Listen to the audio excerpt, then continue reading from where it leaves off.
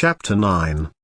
Why You Wanna Give Me Grief. Dallas, huddled in his lab coat, Chief Tech Dickie Berensky, a dickhead to those who knew and loathed him, tested a strand of pubic hair. He was a meticulous man, as well as a monster pain in the ass. Though notoriously slow in testing, his batting average in court was high enough to make him the MVP of the police and security lab. Can't you see I'm buried here? Jesus. With his fussy spider fingers he adjusted the focus on his micro-goggles. Got us 10 homicides, 6 rapes, a load of suspicious and unattended deaths, and too many B&S to think about. I'm not a fucking robot. Closest thing to, Eve muttered. She didn't like coming to the lab with its antiseptic air and white walls. It was too much like a hospital, or worse, testing. Any cop who used maximum force resulting in termination was required to undergo testing. Her experiences with that particular intrusive routine hadn't been pleasant. Look, Dickie, you've had plenty of time to analyze the substance. Plenty of time. He pushed back from the counter, and his eyes behind the goggles were big and bold as an owl's. You and every other cop in the city figures your shit's a priority. Like we should drop every other thing and devote every minute to you. You know what happens when the temperature rises, Dallas? People go batshit, that's what happens. All you gotta do is take them down. But me and my team, we gotta shift through every hair and fiber. It takes time. His voice shifted into whine and set Eve's teeth on edge. I've got homicide breathing down my neck, and illegals snapping at my heels over some goddamn bag of powder. You got the prelim. I need the final. Well, I haven't got it. His flappy lips pouted as he turned back and brought the enhanced view of the hair on screen. I gotta finish DNA on this. Eve knew how to work him. She didn't like it, but she knew. I've got 2 box seat tickets to the Yankee Red Sox game tomorrow. His fingers moved slowly over the controls. Box seats, third base side. Dickie tipped down his goggles to scan the room. Other techs were busy at their stations. Maybe I could get you a little more. With one shove of his feet, he sent his chair sliding to the right until he faced another screen. Cautious,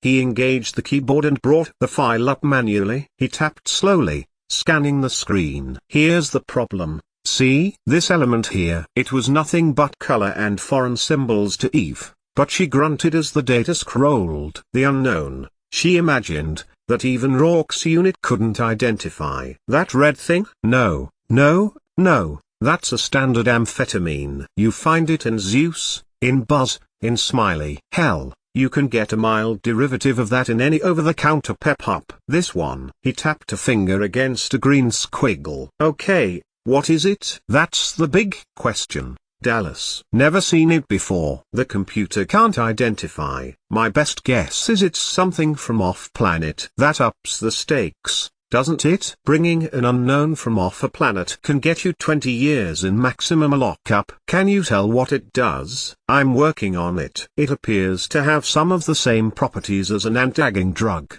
and with some of the same energizers. It beats hell out of free radicals, but there's some nasty side effects when it's mixed with the other chemicals found in the powder. You got most of it in the report. Enhanced sexual drive, which is not a bad thing, but that's followed by violent mood swings. Increased physical strength hooked up to a lack of control. This shit really dances around in the old nervous system. You're going to feel terrific for a while, practically invulnerable. You'll want to fuck like a rabbit, but you won't much care if your chosen mate is interested. When the crash comes, it's going to be hard and fast, and the only thing that's going to level you out is another dose. Keep taking it, keep flying up and diving down, and the nervous system's going to go nutso. Then you die. That's pretty much what you've given me already. That's because I'm stuck on element X. It's vegetation, I can tell you that. Similar to the sharp-leaf valerian found in the southwest. Indians used the leaves for healing. But valerian isn't toxic, and this is. It's poison. Taken alone and in sufficient dosage, it would be. Yeah, so are a lot of herbs and plants used in medicine. It's a medicinal herb. I didn't say that. It's not yet identified. He puffed out his cheeks. But it's likely some off-planet hybrid. That's the best I've got right now. And you and illegals hassling me isn't going to make me find the answer quicker. This isn't an illegals case. It's mine. Tell them that. I will. Now, Dickie, I need the toxicology on the Pandora homicide. That's not my baby, Dallas. That was dumped on Susie Q, and it's her 24 hours off. Your chief tech, Dickie, and I need the report. She waited a beat. There are 2 locker room passes that go along with those box seats. Yeah? Well, it never hurts to spot check your team. He keyed in his code, then the file. She secured it. Good for her. Chief Tech Berensky, override security on file Pandora, ID 563,922H. Voice print verified. Display toxicology. Toxicology tests still in progress. Preliminary results on screen. She'd been drinking a lot, Dickie murmured. Top French bubbly. Probably died happy. Looks like Dom. A55. That's good work for Susie Q. Added a little happy powder to it. Our dead girl liked to party. Looks like Zeus a broken bar number. His shoulders bowed in as they did when he was intrigued or irritated. What the hell is this? When the computer started to detail elements, he cut it off with an annoyed flick of the finger and began to run the report manually. Something mixed up here, he muttered. Something screwy. His fingers played over the controls like those of a well-trained pianist giving his first recital. Slow, cautious, and accurate. Dallas watched symbols and shapes form, disperse, realign. And she, too, saw the pattern. It's the same. Eyes steely, she looked over at the silent Peabody. It's the same stuff. I didn't say that, Dickie interrupted. Shut up and let me finish running this test. It's the same, Eve repeated. Right down to that green squiggle of element X question. Peabody, what do a high-powered model and a second-rate weasel have in common? They're both dead. You've answered part 1 correctly. Care to try for part 2 and double your winnings? How did they both die? The faintest of smiles flitted around Peabody's mouth. Beaten to death. Now for the grand prize and part 3. What connects these two seemingly unrelated murders? Peabody looked down at the screen. Element X. We're on a roll,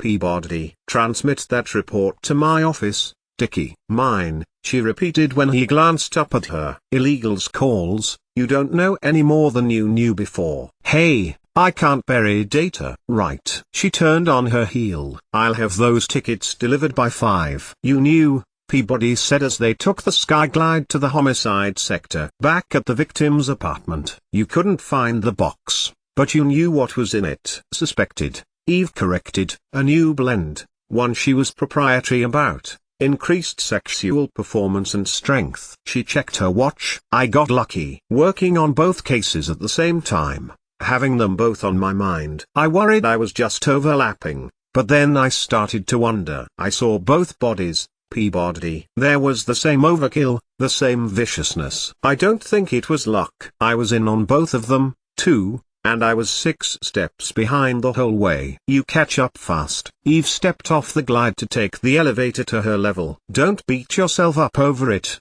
Peabody. I've got more than double your time on the job. Peabody stepped into the glass tube, gave a disinterested glance at the city below as they climbed. Why did you bring me in on these? You've got potential brains and guts. That's what Feeney told me when he brought me in under him. That was homicide. Two teenagers hacked to death and strewed over the Skyrand put 2nd and 25th. I stumbled along about 6 paces behind him, too. But I found my rhythm. How'd you know you wanted homicide? Eve stepped out of the tube, turned down the corridor toward her office. Because death's an insult anytime. When somebody hurries it along, that's the biggest insult of all. Let's get a couple of coffees, Peabody. I want to put this all in black and white before I take it to the commander. I don't suppose we could actually eat something. Eve tossed a grin over her shoulder. I don't know what's in my auto chef. Butte a broken bar. She trailed off as she walked in and found Casto sitting at her desk,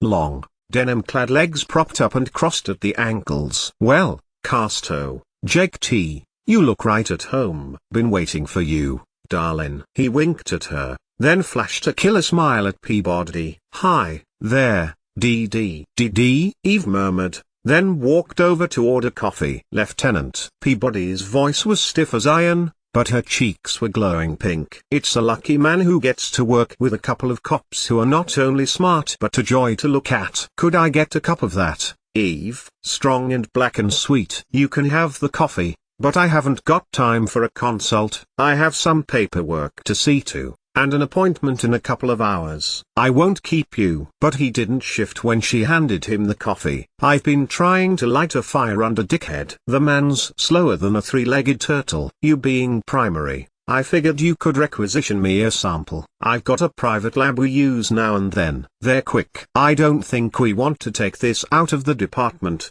Casto.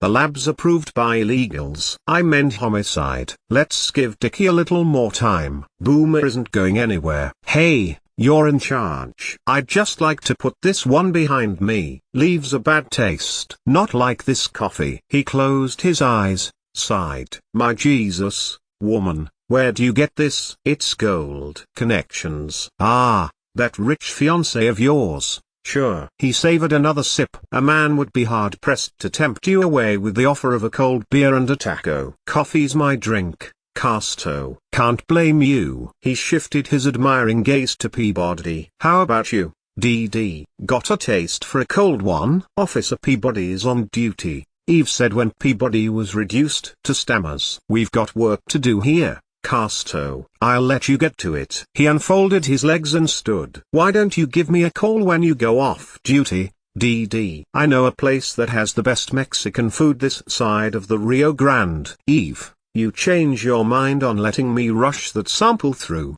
let me know. Close the door, Peabody, Eve ordered when Casto sauntered out. And wipe that drool off your chin. Appalled, Peabody lifted a hand. Finding her chin dry didn't improve her humor. That's not funny, sir. Cut out the A, sir. Anybody who goes around answering to DD loses 5 points on the dignity scale. Eve dropped down in the seat recently warmed by Casto. What the hell did he want? I thought he told us clearly enough. No, that wasn't enough to bring him over here. She leaned forward, engaged her machine. A quick test of security showed no breaches. If he was in here, I can't tell. Why would he go into your files? He's ambitious. If he could close the case ahead of me, it would look damn good. And illegals doesn't like to share, anyway. And homicide does, Peabody said dryly. Hell number? She looked up, grinned. Let's get this report hammered out. We're going to have to request an off-world toxicology expert. We better be able to back up the hole we're going to put in the budget. 30 minutes later, they were summoned to the office of the Chief of Police and Security. Eve liked Chief Tibby. He was a big man with a bold mind and a heart that was still more cop than politician. After the stench the former chief had left behind, the city and the department had needed the kind of brisk, cold air Tibby brought with him. But she didn't know what the hell they'd been called in for. Not until she was ushered in and saw Casto and his captain. Lieutenant, officer, Tibby gestured to chairs. In a strategic move, Eve chose one beside Commander Whitney. We have a little squabble to settle, Tibby began. We're going to settle it quickly and finally. Lieutenant Dallas, you are primary on the Joe Anson and the Pandora homicides. Yes, sir, I am. I was called in to confirm identification of Joe Anson's body, as he was one of my informants. In the Pandora case, I was called to the scene by Mavis Freestone, who has been charged in that case. Both files are still open and under investigation. Officer Peabody is your aide. I requested her as my aide and was authorized to attach her to my caseload by my commander. Very well. Lieutenant Casto, Joe Anson was also one of your informants. He was. I was on another case when his body was taken in. I wasn't notified until later. And at that time,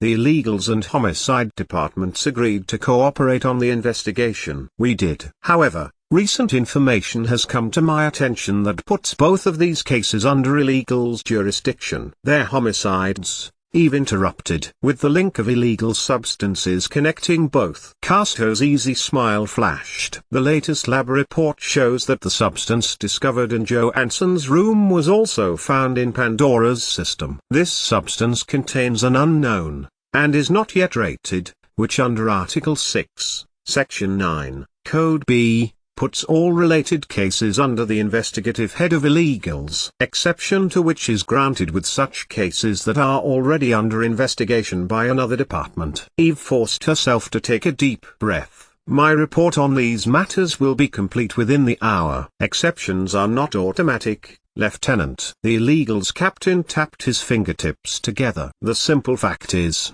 homicide doesn't have the manpower, experience, or the facilities to investigate an unknown. Illegals does. And we don't feel it was in the spirit of cooperation to hold data back from our department. Your department and Lieutenant Casto will be copied when my report is complete. These are my cases. Whitney lifted a hand before she could spit. Lieutenant Dallas is primary. If these cases are linked with illegals, they are still homicides, which she has been investigating. With respect, Commander. Casto dimmed his smile. It's well known at Cop Central that you favor the lieutenant, and rightfully so, given her record. We requested this meeting with Chief Tibby so as to ensure a fair judgment on departmental priority. I have more street contacts, and a relationship with merchants and distributors of chemicals. While working undercover, I've gained access to mills, factories, and chemhouses which the lieutenant simply doesn't have. Added to that is the fact that there is a suspect charged with the Pandora homicide. A suspect who had absolutely no connection with Johansson.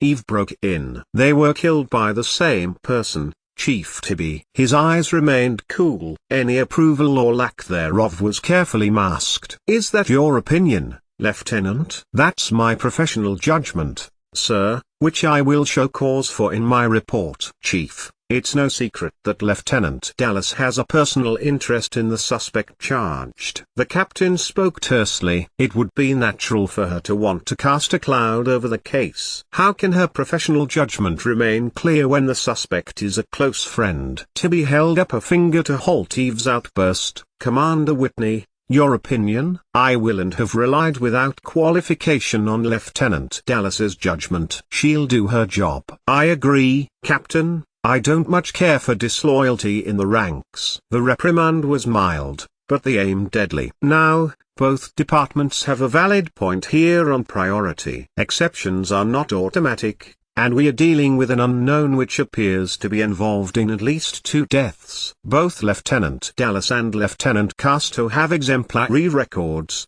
and each, I believe, are more than competent to investigate these matters. Do you agree, Commander? Yes, sir, both are excellent cops. Then, I suggest they cooperate with each other instead of playing games. Lieutenant Dallas will remain primary, and as such, will keep Lieutenant Casto and his department apprised of any and all progress. Now is that it, or do I have to threaten to cut a baby in 2 like Solomon? Get that report finished, Dallas, Whitney muttered as they filed out. And next time you bribe dickhead, do a better job of it. Yes, sir. Eve glanced down at the hand on her arm, looked up at Casto. Had to give it a shot. The captain, he likes those clutch RBIs. She didn't miss his not-so-subtle reference to baseball. No problem, since I'm still the one up at bat. You'll get my report, Casto. Appreciate it. I'll do some more poking around on the streets. So far,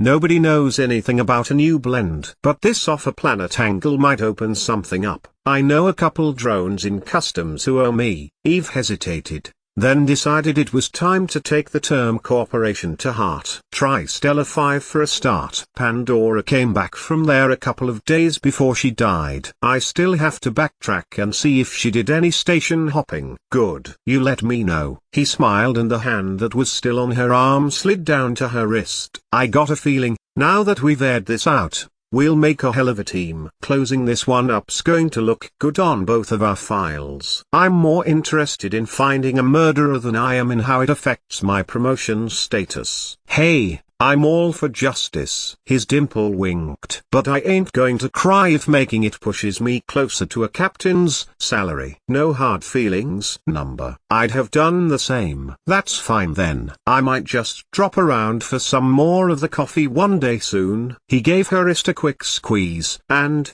Eve, I hope you clear your friend." "I mean that. I will clear my friend." He'd taken 2 strides away when she admitted she couldn't resist. "Casto?" "Yeah, darling." "What did you offer him, dickhead?" The grin was as wide as Oklahoma. "A case of unblended scotch." He snatched at it the way a frog's tongue snatches a fly. Casto flicked his own tongue out, winked again. "Nobody bribes better than an illegal's cop, Eve." "I'll remember that." Eve stuck her hands in her pockets, but couldn't help but grin. "He's got style, I'll give him that." "And a great butt," Peabody said before she could stop herself. "Just an observation. One I have to agree with." "Well, Peabody, we won that battle. Let's go try for the war." By the time the report was complete, Eve's eyes were all but crossed. She sent Peabody off duty as soon as copies were transmitted to all necessary parties. She considered cancelling her session with the shrink,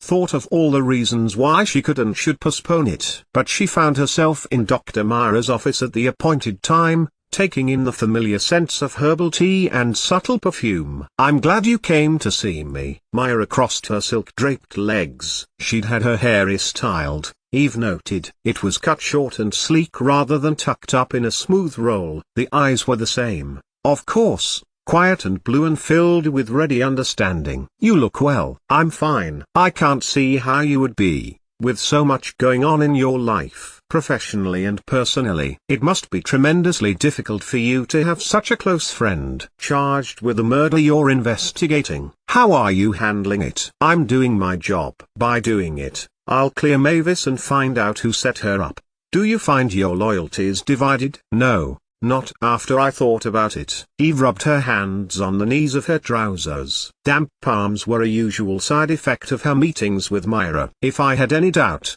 at all that Mavis was innocent, I'm not sure what I would do. But I don't, so the answer's clear." "That's a comfort to you." "Yeah. You could say that." "I'll feel a hell of a lot more comfortable after I close the case and she's out of it." "I guess I was worried when I made the appointment to see you. But I feel more in control now." "That's important to you." "Feeling in control." "I can't do my job unless I know I have the wheel." "And in your personal life?" "Shit. Nobody grabs the wheel from Rourke." "He's running things then?" "He would if you let him." She gave a short laugh. "He'd probably say the same about me." "I guess we do a lot of juggling for the controls, end up heading in the same direction anyway." "He loves me." "You sound surprised." "Nobody ever did." "Not like this." "It's easy to say, for some people." "The words." "But it's not just words with Rourke." "He sees inside me, and it doesn't matter." "Should it?" "I don't know. I don't always like what I see there,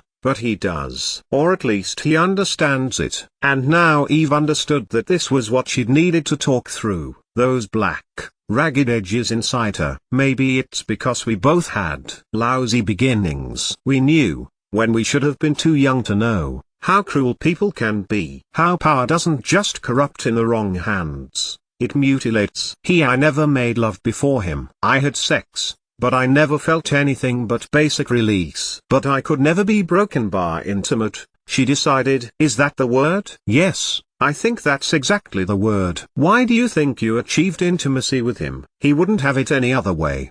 "Because he a broken bar?" She felt her eyes begin to tear and blinked them dry. "Because he opened something inside me I'd closed off." "No. That had been scarred shut. Somehow, he took control of that part of me, or I let him have control of that part of me that died. That was killed when I was a child." "When a broken bar." "You'll feel better if you say it, Eve." "When my father raped me." She let out a shuddering breath and the tears didn't matter any longer. "He raped me, and he violated me, and he hurt me. He used me like a whore when I was too small and too weak to stop him. He would hold me down, or tie me up. He would hit me until I could hardly see, or he would hold his hand over my mouth so that I couldn't scream. And he would push himself into me, and ram himself into me until the pain was almost as obscene as the act. And there was no one to help me, and nothing to do but wait for the next time. Do you understand that you weren't to blame? Myra asked gently. When an abscess was finally lanced, she thought, one had to carefully, thoroughly, slowly, squeeze out all the poison. Not then, not now, not ever. Eve used the back of her hand to wipe her cheeks dry. I wanted to be a cop. Because cops have control. They stop the bad guys. It seemed simple. After I was a cop for a while, I began to see that there are some who always prey on the weak and the innocent. Her breath steadied. No, it wasn't my fault. It was his, and the fault of the people who pretended not to see or to hear. But I still have to live with it, and it was easy to live with it when I didn't remember. But you've been remembering for a long time, haven't you?